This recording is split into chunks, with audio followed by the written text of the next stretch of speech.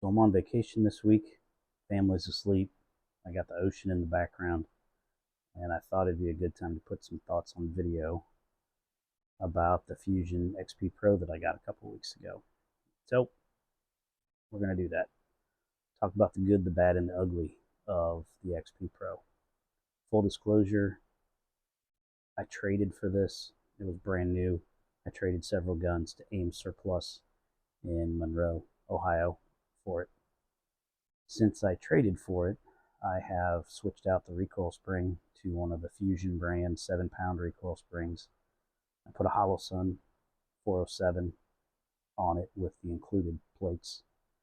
And then I have done some work to the slide stop, the factory slide stop, and we'll get into that here in a minute. Let's start with the overall quality of the build. The build itself, the quality, the machining, and the manufacture of it, very, very impressive. So you know where I'm coming from.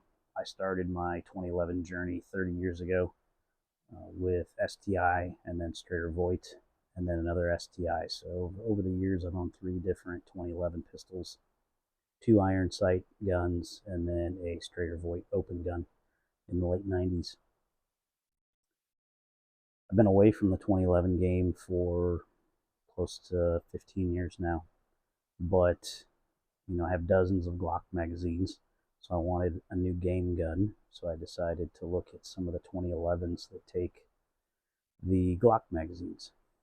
So I was fortunate that a buddy of mine has the Staccato HD, plus he has the Fusion XP.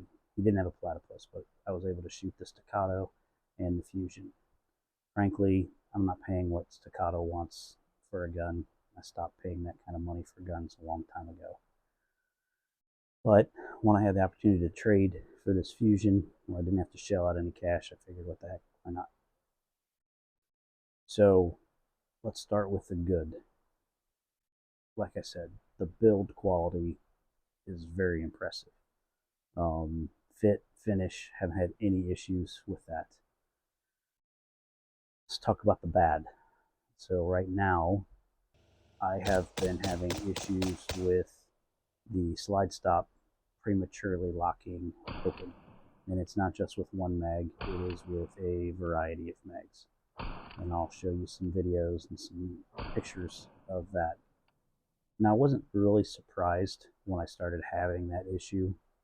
I had seen some other reviews and they had had the same issue, but I shot 2011s for a long time and had the same issue with the Strayer Voigt and the Strayer Trip versions of 2011. So what I ended up doing with those guns was on the inside of the slide stop, the portion that actually makes contact with the magazine follower, I would just grind it off so that the slide would never lock back. And that's what I've started to do with this one. Using the file at the range, I took what I thought was enough off, but I think I'm going to have to take a little bit more of the inside of the slide stop off to fix that problem. It's almost resolved, but not quite. For me, not really concerned with it. This is a game gun for me. If I was carrying it, that would be a issue. But as a game gun, I'm not worried about it. The last one that I've got right now is a Magpul 21 round magazine with American Eagle 147 grain.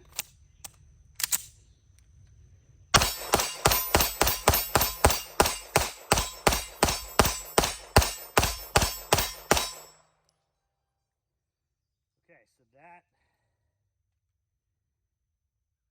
premature again on the next to the last round, which is consistent with what I've had. The other issue I have with the slide release is the ridiculous oversized slide release on the outside.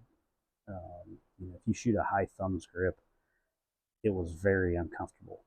So I took about 5 minutes with a belt sander and recontoured the slide stop so that it didn't actually, my hand didn't interfere with it, and it was not painful to shoot. So right now I've probably got about 400 rounds through it, and basically all I have done is try to resolve the issue with the slide locking open prematurely.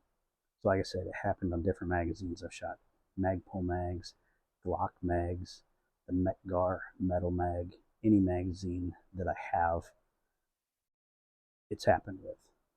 The one magazine that I haven't tried with it is the 2 off-brand magazines that came with the gun. Those are still in the case, and they will probably remain in the case. I just have so many other Glock magazines. So that's the bad. That can be resolved, not a big deal. What I will call the ugly is the texture on the grip module. It's basically useless. The checkering and then that dimpling pattern on the side, not impressed with that at all. If there is a fail to this particular gun, that is it. The other day when I was out shooting, it was mid 80s, hot, humid, and if I didn't put the non-skid tape on there, holding onto that gun would have been an issue with sweaty hands.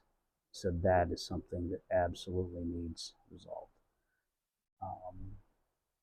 But skateboard tape will fix that. Non-skid tape will fix that. And I understand they're coming out with the G10 grip module. I'm sure hopefully somebody else will come up with a grip module. One of the other recent purchases that I have made was the Icarus Precision grip module for the RXM chassis system. And frankly, the checkering on that is what Fusion should have done on this grip module. And I'll throw up a comparison picture so you can see. But the checkering on that Icarus Precision grip module is very impressive. I shot it the same day when it was hot and humid, had 0 issues with control of the gun. So if something needs fixed, to me, that's the biggest thing that needs fixed. The slide stop, not super concerned about that. But the grip texture absolutely needs addressed. So I will continue to shoot this, and I'll come out with a longer review after I get a couple thousand rounds through it. But overall, 400 rounds, a little frustrating trying to get the slide stop issue resolved. But we'll keep working on it, and I'll throw up another video down the road. Enjoy.